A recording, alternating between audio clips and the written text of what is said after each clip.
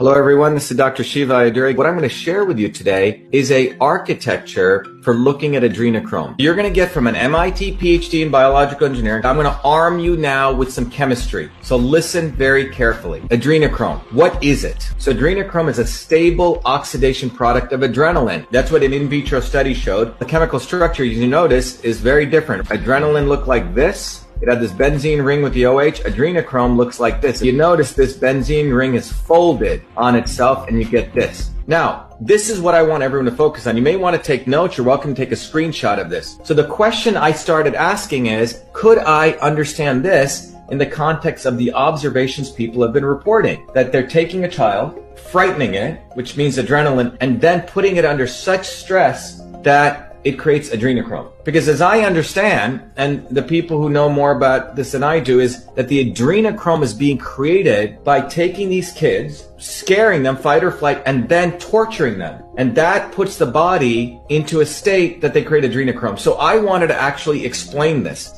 And I believe I have probably the first explanation of how this is going on at the molecular systems level. You won't get this, by the way, from Joe Kennedy or Robbie Kennedy or Hillary Clinton. Hillary Clinton may actually know about this. What's going on here? Adrenaline. When we did our systems analysis of the research, adrenaline is released in response to a stressful, exciting, dangerous, or threatening situation. So here is the bobcat chasing that mouse. It hasn't caught him yet, but it's chasing it. This is when that mouse, let's say, I don't know what they're potentially doing to these kids. If they're scaring those kids and chasing them around, scaring the hell out of them, it's like the bobcat chasing the mice. And this starts producing adrenaline. It's increased synthesis of adrenaline. And there's enough paper saying adrenaline responds to stress. So we know under that kind of stress, adrenaline is created. Now, what I found fascinating as I did research since people wrote to me is that oxidative stress, which is different than this kind of stress, is highly correlated with anxiety. Anxiety causes an accumulation of reactive oxygen species such as O2-. So this was one paper that came out which says oxidative stress and anxiety. This was a role of oxidative stress and anxiety disorder. So let me tell you what this is like. To put it simply, you need stress and anxiety to create adrenochrome. If you're going to do this to an animal,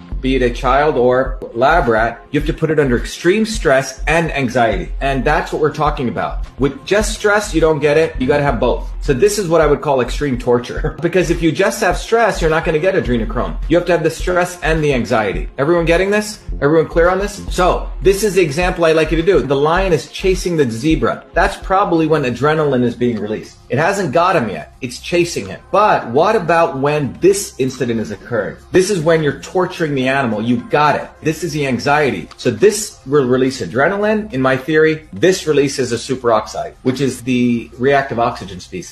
So you need this and this. You need this and this. If you're just chasing it around, you get adrenaline. So if we want to put it in perspective, you need the stress and the anxiety to get this. So you need both of this taking place. They're probably torturing whoever they're doing this to. This is sort of torture. Now, at least in the animal world, they probably do this quickly and get it over with. But if you assume you torture it more, you're going to get more of this species, more of this, more adrenochrome. So prolonged torture, more stress, more anxiety is going to get you this. So what I want to share with you, everyone, is I think I have a basis for understanding adrenochrome synthesis. And it falls in line with what people have been saying. They're torturing these kids. This is the big takeaway that you can say that Dr. Shiva just offered you. An explanation for this. An explanation so people don't think you're crazy when you say, well, the torturing releases adrenochrome. So I think I have a basis for this. And I hope this was helpful. And this is the kind of stuff that I will continue to do for you, to take a systems approach to take an attempt at explaining things. This is beyond left or right now. This is molecular systems biology. It's biochemistry. I think we have discovered a chemical basis for what people have been talking about with the fear and the stress. Thank you, everyone. Be the light, be well. Let's win this fight. Thank you.